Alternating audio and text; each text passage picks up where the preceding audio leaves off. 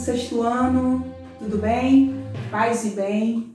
Bom, nossas aulas precisam continuar, então vamos começar a aula de geografia de hoje com o tema Superfície e Estrutura da Terra, capítulo 5 do livro.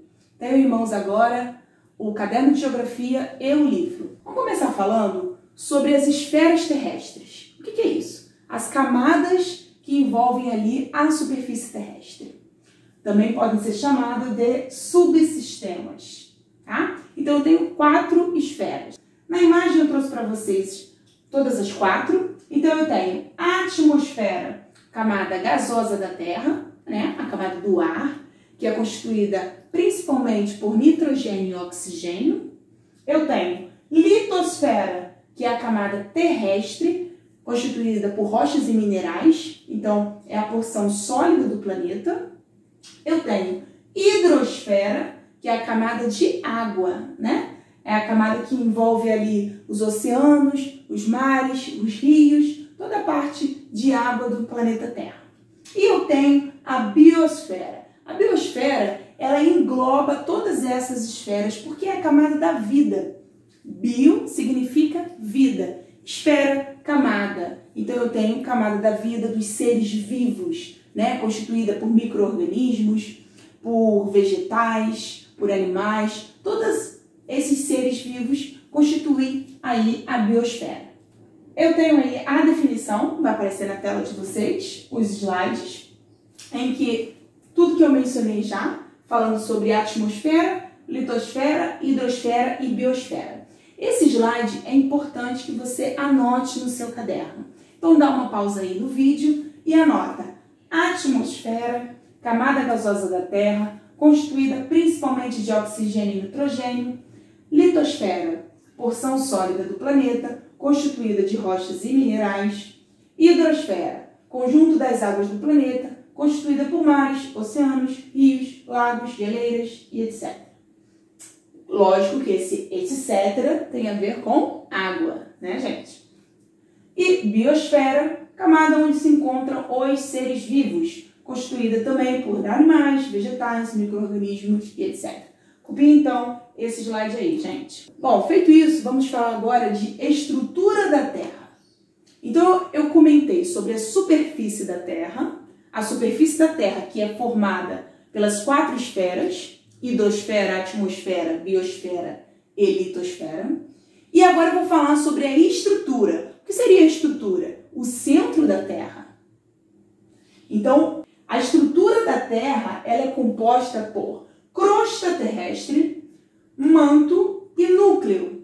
Esse núcleo ele se divide em interno e externo. Eu tenho a crosta terrestre, que é constituída por rochas e minerais. Eu tenho o manto, que é constituído pelo magma, que é viscoso, pastoso. E eu tenho o núcleo, que é constituído de níquel e ferro. E ali embaixo, o continente situado sobre as placas tectônicas, que eu vou explicar para vocês já já o que são placas tectônicas. A crosta terrestre, ela se divide em 2, crosta continental e crosta oceânica. Professora, qual é a diferença para eu poder entender o que é crosta continental e oceânica? Bom, tem a ver com o oceano, com o continente? Tem a ver, né? A crosta, eu expliquei para vocês que a crosta terrestre é a parte da litosfera, é a porção sólida do planeta, constituída de rochas e minerais, né, que está situada abaixo ali. E eu tenho essa divisão, olha só na imagem, crosta continental e crosta oceânica. Percebam bem, a diferença está na espessura. A crosta continental, ela mede aí de 50 a 80 quilômetros de espessura. Já a crosta oceânica, ela mede de 25 a 30 quilômetros de espessura. Ela é bem menor. A crosta continental, então, ela é mais larga do que a crosta oceânica. Tá certo? Vamos agora aprender um pouquinho sobre placas tectônicas. O que é uma placa tectônica? Pensa. Você já ouviu falar? Eu vou explicar para você. Placas tectônicas são blocos sólidos que flutuam sobre o magma. O que é isso? Eu tenho aqui dois controles remotos que eu vou explicar para vocês. Digamos, no total, assim, as principais placas são 14. Como se fosse um quebra-cabeça, o planeta. Eu tenho 14 placas, 14 pedaços, como se fosse esses controles que estão na minha mão. Uma placa, duas placas. Essa daqui pode ser a sul-americana, que é a nossa. Essa daqui pode ser a africana, que ambas elas se colidem ali no assoalho oceânico, no fundo do mar. Elas estão flutuando sobre um magma. O magma é pastoso, é viscoso. Então elas se movimentam, elas se mexem. É como se o nosso planeta fosse formado por várias peças, como se fosse um quebra-cabeça. E que nós estivéssemos em cima, né? Então, essas placas tectônicas, elas se movimentam porque elas estão em cima de algo viscoso, né? E com o passar do tempo, elas possuem vários movimentos. Quando elas se chocam, ó, elas estão ali, elas podem se chocar, elas podem se arrastar, elas podem se afastar. E aí, com isso, o que tem embaixo? Tem um magma, né? Eu vou explicar para vocês os movimentos das placas tectônicas, né? Então, eu tenho as placas, eu tenho o movimento em que ela diverge, ela se afasta. Se eu tenho um magma embaixo, quando ela se afasta, o que acontece? O vulcanismo.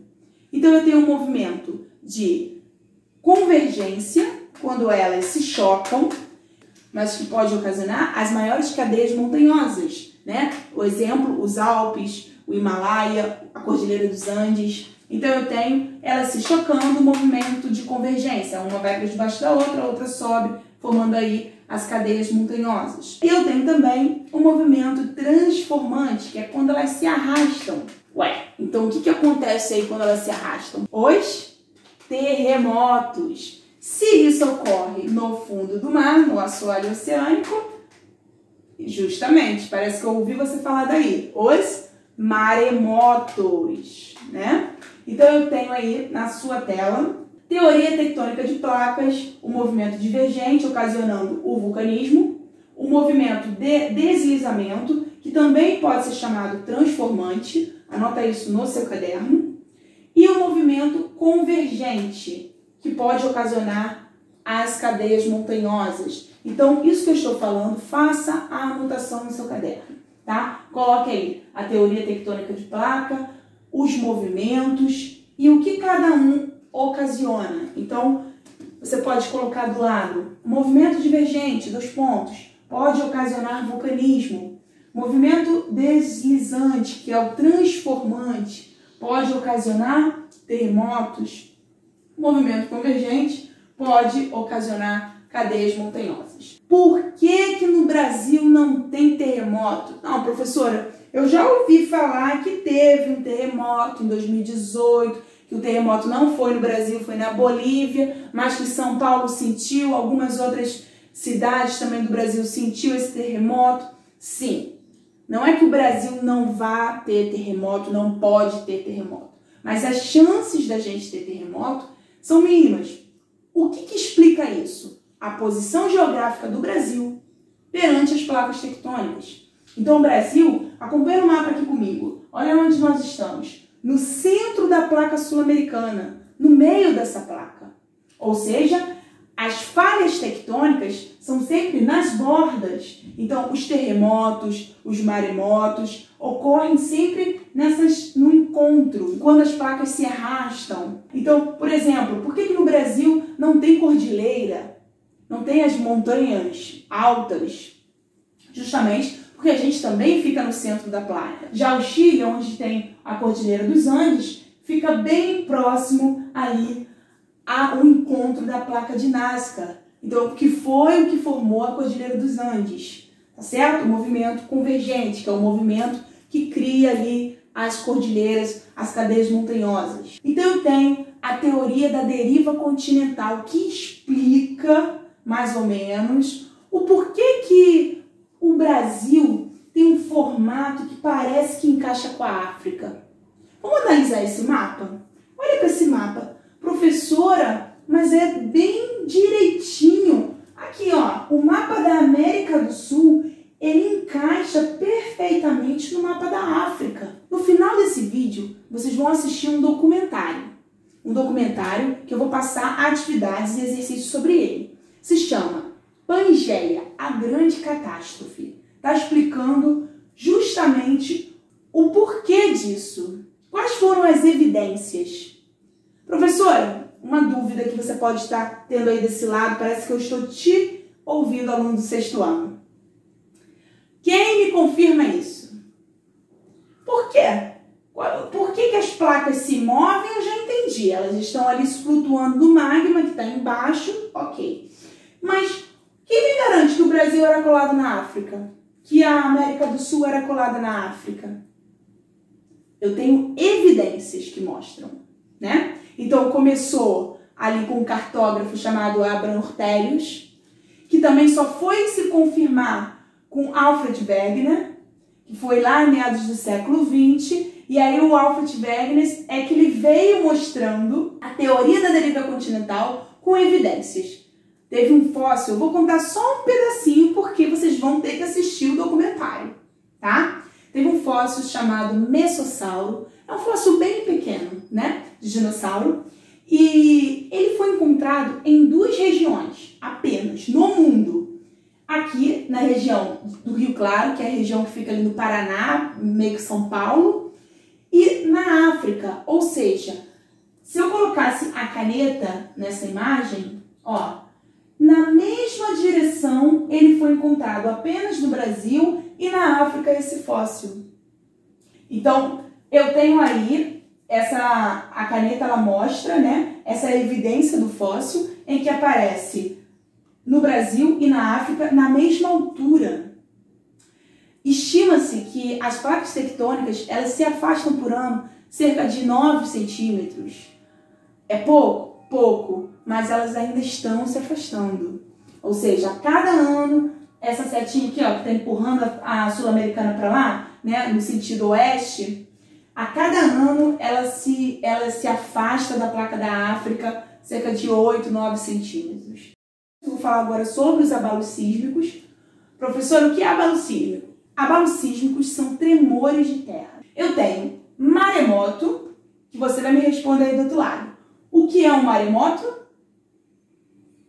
Tremores de terra ocasionado no assoalho oceânico, no fundo do mar. Terremoto, tremores de terra ocasionados nos continentes. Sismógrafo, aí você não sabe, eu tenho que te contar. O sismógrafo ele está aqui entre os tópicos porque ele faz parte dos abalos sísmicos. Por quê? Ele é um aparelho.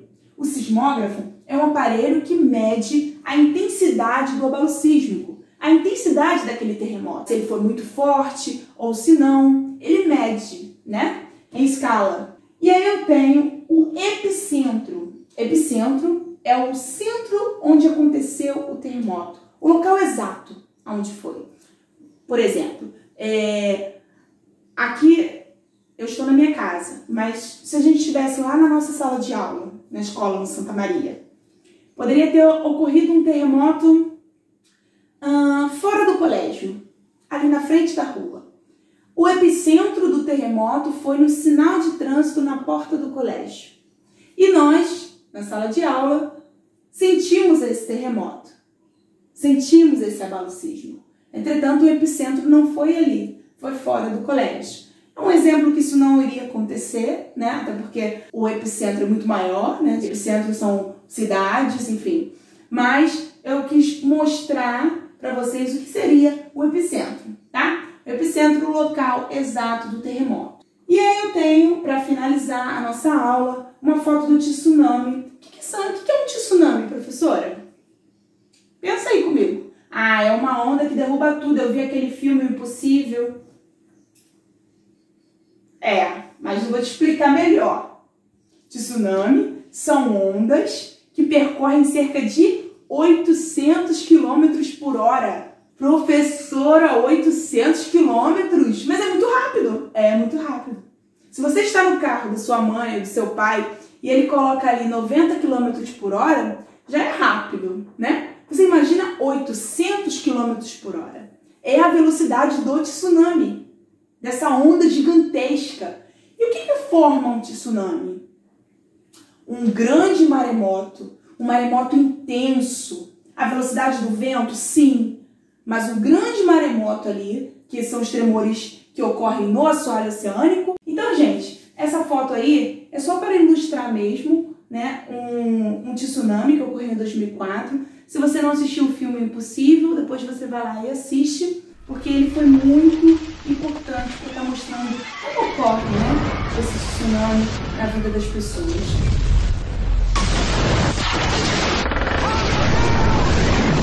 Eu tenho aí também uma notícia que foi um tsunami na Indonésia, mais recente, 2018. Por quê? Vira e mexe a gente está escutando falar sobre tsunami na Indonésia. Gente, o país ele está no Círculo de Fogo do Pacífico, que é uma área com os maiores tremores do mundo. É uma área em que tem praticamente uma atividade vulcânica sempre acontecendo. Então eu tenho ali áreas de extremo risco, que pegam a Tailândia, a Indonésia, a costa oeste até aqui do Chile. Tudo isso é o Círculo de Fogo. Tá? Depois a gente vai falar mais sobre isso nas outras aulas. Atividade. Chegou o momento de praticar, né? De pegar o seu caderno, o seu livro e vamos lá. Primeira atividade são os exercícios do livro. Você vai abrir aí na página 101, 104 e 107.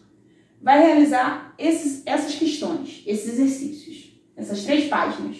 E depois você vai assistir o documentário da Pangeia. Primeiro, você vai realizar a atividade do livro, depois você vai assistir o documentário da Pangeia. Se você tiver com alguém na sua casa, seu pai, sua mãe, seus avós, sua irmã, convide para assistir junto com você esse documentário. É muito interessante, muito legal, tá? Coloque aí, Pangeia, a grande catástrofe. Vou deixar aí o link para vocês. E depois vá até o aplicativo da Plural e responda as questões. Acesse lá com o seu login e tudo que eu estiver perguntando tem a ver com o documentário. É necessário assistir o documentário, tá bom? Tá certo? Depois você entra lá na Plural e responde para mim.